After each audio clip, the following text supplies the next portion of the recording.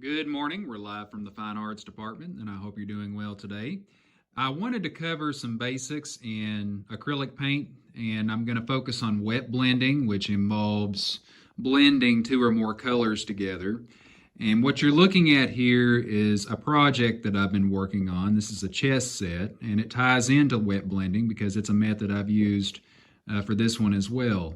Now, I want to encourage you today. Wet blending is a challenge, but it's not as intimidating as it may seem. Um, these pieces involve wet blending as well as dry brushing, and I've covered dry brushing in the past, but have not covered wet blending, partly because wet blending is not something I've always been brave enough to try. But while doing these, it's been a good learning experience. I've grown more comfortable with it and feel like it won't be that bad for you.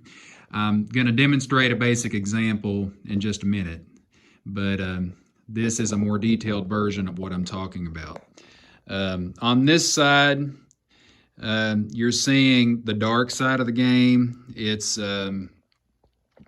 this whole project is a water and lava theme, and this is the lava side of it. I have a mix of crimson red with a metallic gold and a deep brown with black. And there's a transition of all those colors throughout each piece, as you can see up close. You can see that there are subtle tones of red with the brown blended together.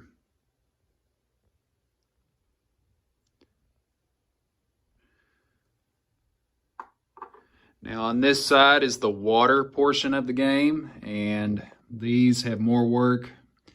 I have more work to do on these. I'm still adding more color to each piece, such as a deep blue to make the details pop more. But that gives you an idea of what I'm talking about with other colors that you can use. This is a mix of spearmint green to a light baby blue. And again, a darker blue will be in certain areas of each piece to make them pop more.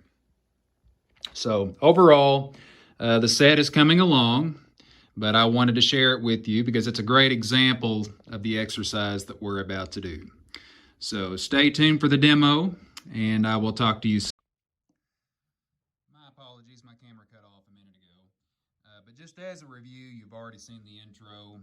Today's exercise is going to focus on wet blending with acrylic paint.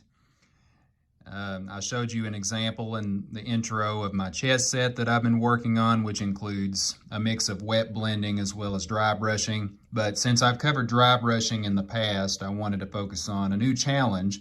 But the wet blending isn't as intimidating as it may seem. So we're going to practice on this wooden egg. This is a blank that is actually used for whittling and carving, but since it's a simple form, I can demonstrate this in a way that will be easy enough for you to learn how to wet blend. So what we're going to start with as far as the colors go is a base coat, and it's going to be a light tone. Keep in mind that when you're wet blending, and we're only going to be using two tones today, but as you get more advanced and more comfortable with wet blending over time, you can add colors, and the concept of it doesn't change as far as how to wet blend, but you can add colors the more advanced you get over time. But like I said, we're only going to be focusing on two colors today, and that is going to be white and blue. So we're going to be seeing this variation from white to these varied blue tones. So I'm just using some standard craft paints that you can get from your local craft supplier. I got these at Walmart, or just, any kind of retail store has them. And like I said, I'm just going to start with white. This is going to be a base coat, so I'm going to put a little bit of that on my palette.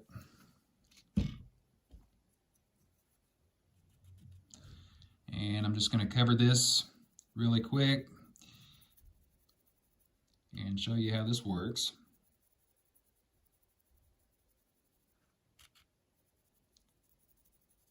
You know, for a base coat, and I'm not using the biggest brush. I mean, I could use a brush that's bigger than this, but you know, keep in mind that when you're painting something a solid color like a base coat, really the bigger the better as far as brushes go, because you can get the coat on a lot faster. I had this brush handy since I had been demonstrating how to paint some of the chess pieces, so I thought I'd go ahead and use it.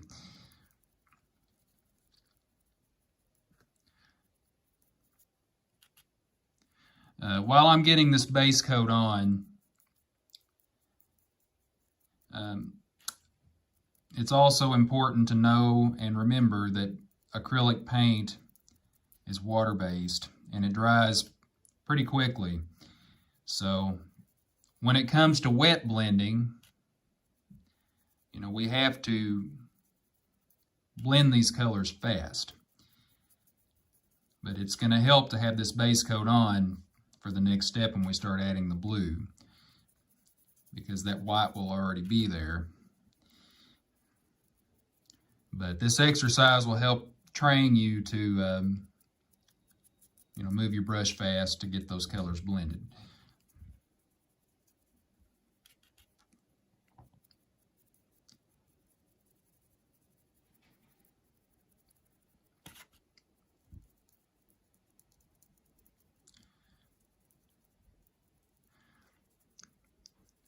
And always be feathering your brush back and forth so that you can get those lumps of the lumps of paint and the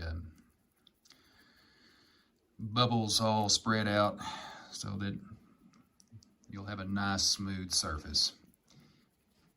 Now I have a hair dryer, a blow dryer handy at the moment, so I'm going to blow dry this for just a minute before we start adding the other stuff.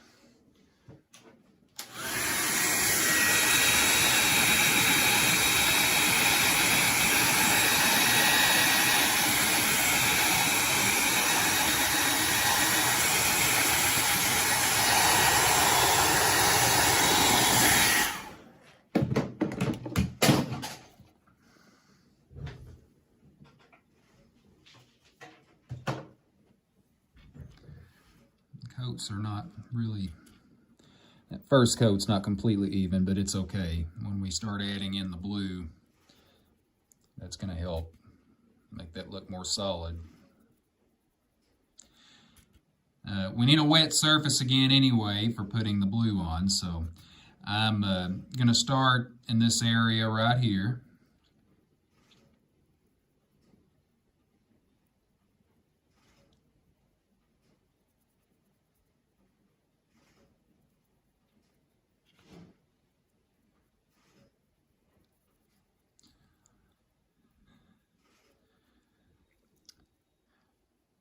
Now there are two methods to wet blending. There's one brush blending and two brush blending.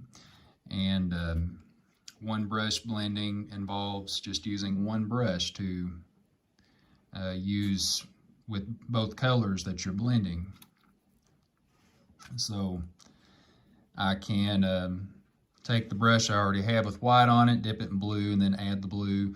Or I can, in the case of two brush blending, use a separate brush for the blue paint, set the blue brush down, go back to the white, back and forth, that sort of thing. Of course, the only challenge with that is, you know, keeping the brush wet. You don't want it to dry out, so you want to put it in a plastic bag or something if that be the case. Okay, so I'm going to take the blue, put a little bit of that on my palette, and right now the white paint is still wet, which is good, but it will not be wet for long. So again, we have to work fast since it's just that kind of paint. So I'm going to take some of the blue with my other brush, dab it a little, and there's really no rhyme or reason to what I'm going to do. I'm just going to work this in. Move my brush fast. Swirl it around a little bit until I can get these tones to blend. And this egg will have a nice contrast from blue to white. I've got a little bit of water over here too. I'm just going to add just a little bit to it so that I can spread these colors around a little bit faster.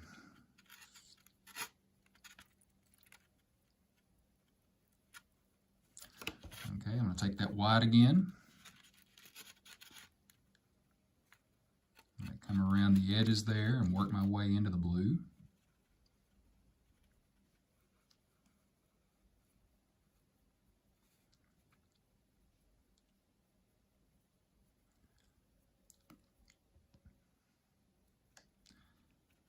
And this method doesn't change on anything else that you paint. I mean, this is a basic form. It's easy to paint on. But, you know, if you're painting ceramic pieces that are more detailed than this, or other wooden sculptures, anything, no matter how detailed the sculpture is or the work surface that you're dealing with, you're blending in this same way. Even if you're working with more than two colors.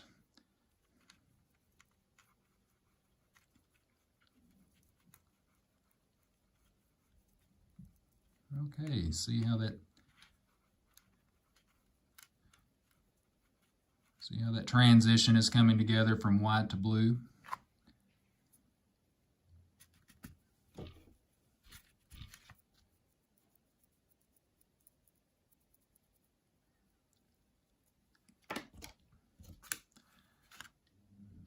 You could add just a little bit more blue if you want.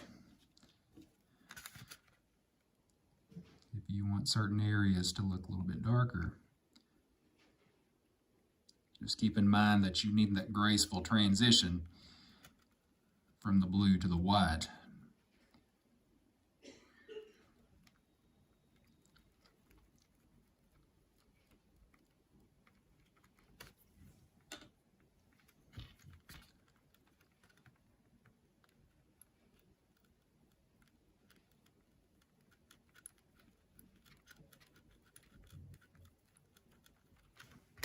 White's starting to dry out over here, so I'm going to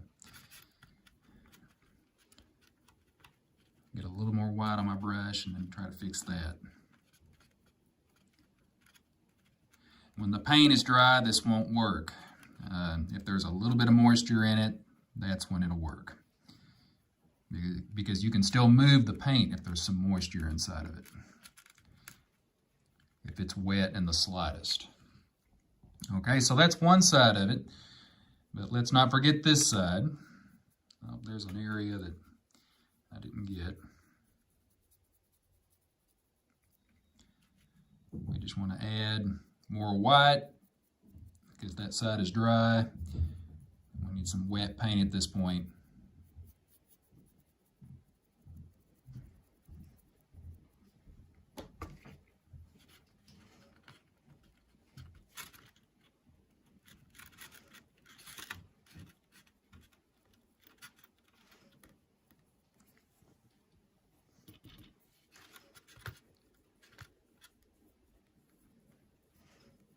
And say you wanted to make a stripe like this and keep the stripe there but still have that transition from white to blue. Just put that blue in the middle there, come back with some white on the edges, and then just work those colors together.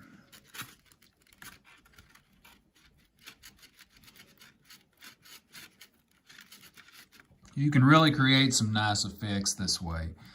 You know, even if you're, or say if you wanted to replicate the appearance of marble, you could, put some gray stripes in here because marble has that texture to it. That's just an example.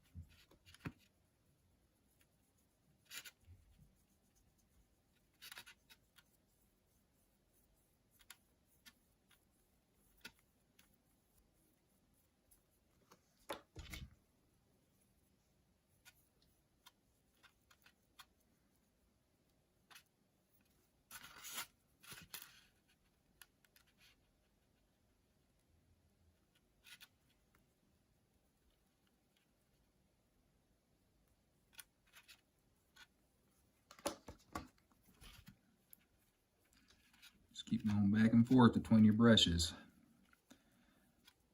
for the two brush blend until you get that transition.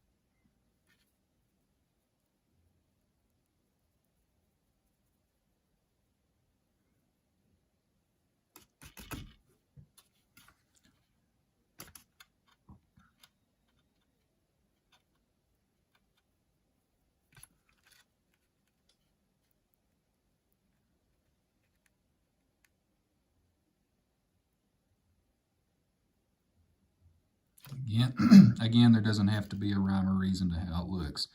Just as long as you have the variation of those two colors around the entire form.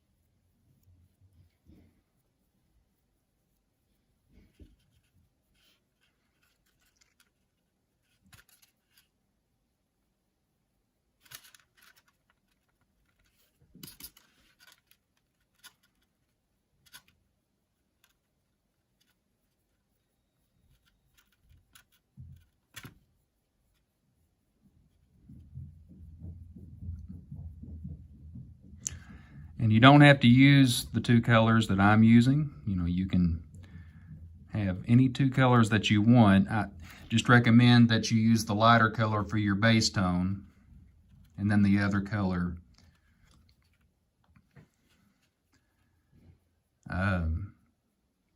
apply the other color after the base tone. Okay, so again, wet blending, a very basic crash course of it. It's not too difficult. It does take a few minutes to get the colors to blend, but that's all it takes is time. It's not too complicated.